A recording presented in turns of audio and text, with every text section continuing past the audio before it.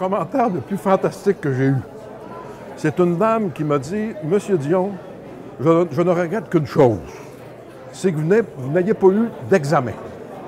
Parce que si j'avais eu un examen, j'aurais tout fait pour le couler pour être obligé de recommencer le cours. » Alors, je suis dans un resto ici à Rimouski, puis je rencontre une de mes étudiantes qui avait suivi l'atelier peut-être l'année précédente. Puis elle me dit, elle me présente à sa jeune consoeur qui devait avoir une trentaine d'années, puis mon étudiante devait avoir proche 75-80, j'imagine. Je ne voudrais pas trop la vieillir, si elle se reconnaît. Puis elle me dit, hey, je te présente ma prof d'iPad. L'autre, elle la regarde, ah, une prof d'iPad? Tu suis des cours d'iPad avec un peu de... Hein, c'est ça, cette histoire-là. Alors, la dame lui dit, « Ouais, mais tu sais, à mon âge, moi, j'ai pas le temps de perdre mon temps, j'ai pas le temps de taponner, je suis des cours. »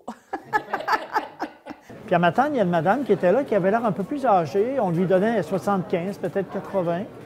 Puis elle a dit, « Je vais me présenter en dernier. » Elle s'était installée dans le coin et tout. Puis là, tout le monde s'est présenté. Quand ça a été son tour, elle commence en disant, « Eh bien, moi, je pensais que ces ateliers-là, c'était pour les gens âgés, mais je me rends compte qu'il y a juste des jeunes ici. » Puis il y avait des gens de 70, 75 ans dans le groupe. Alors là, tout le monde s'est tourné vers elle.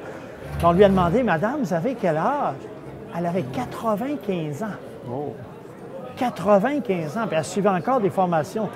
Et le plus délicieux, c'est qu'elle est venue me voir après la 5e séance. Elle m'a dit, « Vous savez, M. Simard, c'est un peu compliqué des fois ce que vous racontez, j'ai pas tout compris. Mais ce que j'ai compris, je vais essayer de le mettre en application dans ma vie. » C'est extraordinaire. T'sais.